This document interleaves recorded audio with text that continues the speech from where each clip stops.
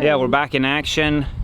I've been quiet lately because unfortunately I picked up a little bit of an injury.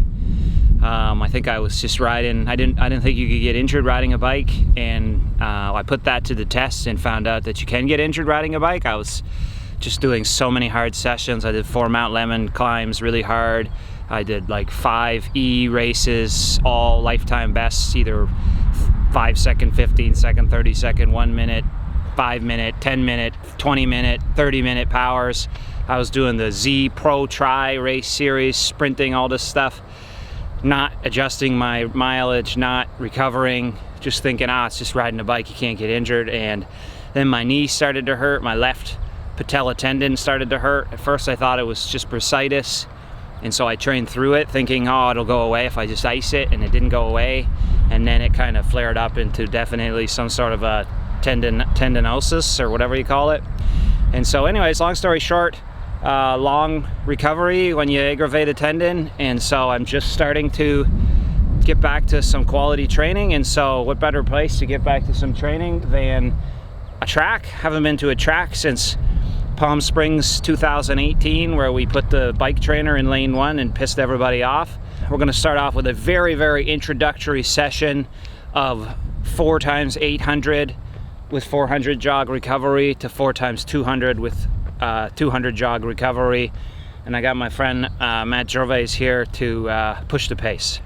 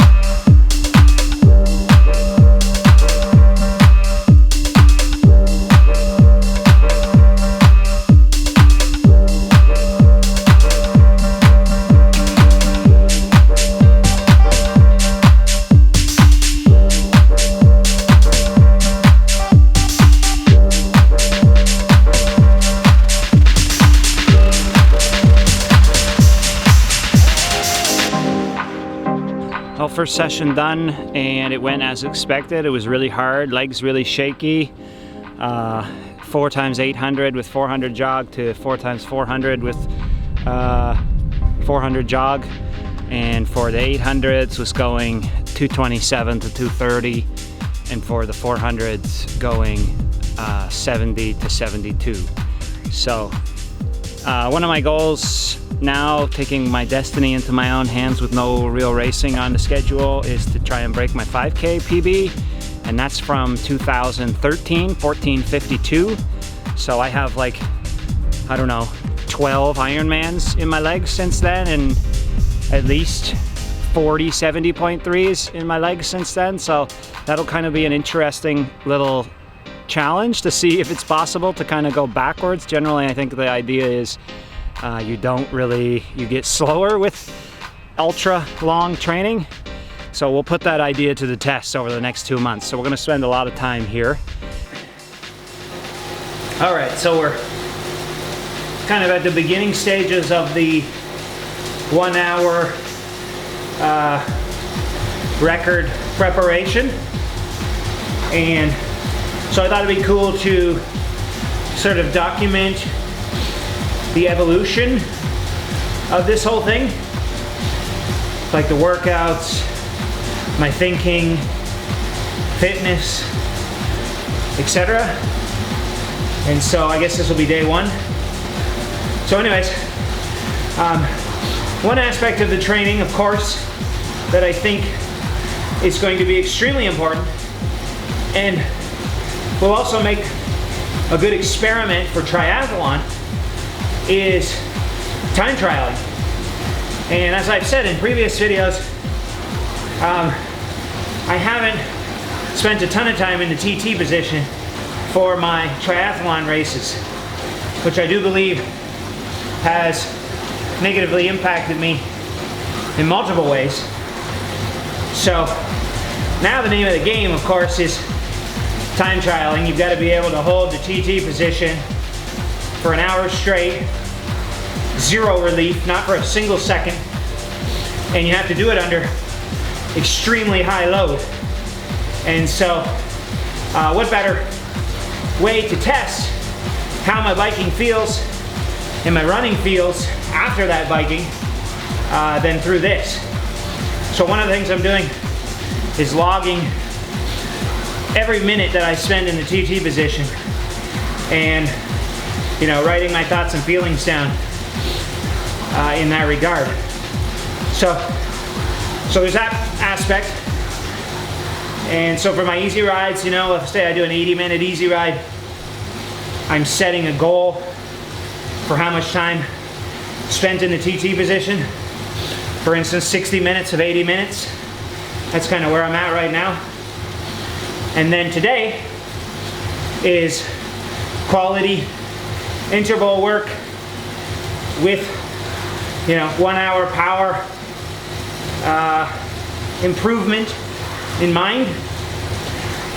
And so once again, I don't have a ton of experience in these departments, so there's a bit of whatever trial and error happening, but I have pushed very good power for an hour. I just haven't done it in the TT position. So my best for an hour is 412 watts, but that was in the uprights. And I know if I can do 412 watts in the TT position on the velodrome, I know I'm going to, on a track bike with good equipment, I think it would be pretty ridiculous if I wasn't a fair amount over 50 kilometers an hour. So that's what I'm training to do, is to just really reproduce what I've done in the past, but in the TT position. So all the intervals must be done in the TT position from here on out. And so today's workout, just another, easing in introductory workout. I'm gonna do 8 times 30 seconds at minimum 430 to 450, the minute and a half recovery. And then I'm gonna do 8 times 2 minutes in and around goal, 1 hour pace. So 410-ish, 400, let's call it 400 to 420. And I'm gonna do that with 1-to-1 recovery, so 2 minutes recovery. Full workout should take about 70 minutes, and I should spend about 45 minutes or so in the TT position of that time.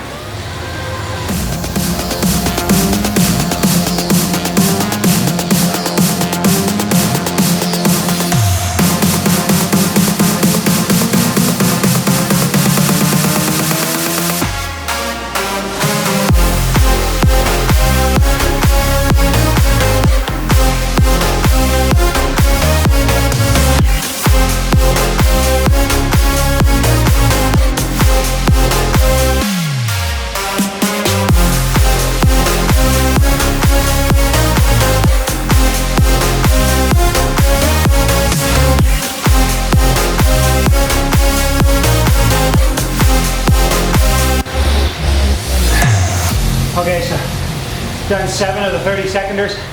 This will be the last one.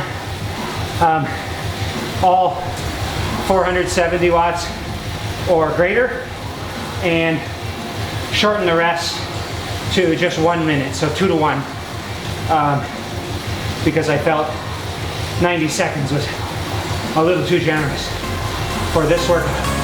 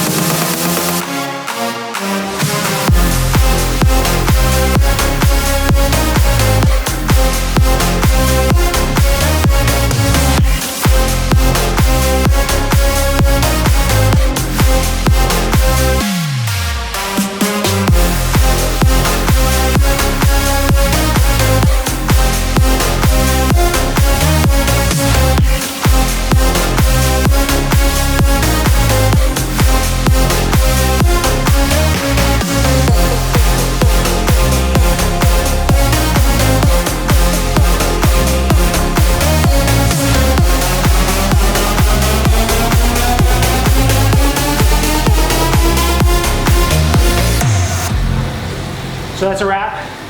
Let's call that the first real 1 hour power specific workout. Ended up with 8 times 30 on a minute recovery, all 470 or better, all in the TT, and 7 times 2, all at 410 or better, off 2 minutes recovery, all in the TT. And it hurts. I mean, I don't know what you expect. From everything I've heard from all the guys who've done the 1 hour time trial, they said it's like the most painful thing they've ever done in their whole life. This is coming from guys who won the Tour de France. So, yeah, I'm a little nervous / excited to experience that, but there's a massive amount of training. Hard, excruciating, make you want to puke training beforehand, and we're gonna log that all right here, so stay tuned.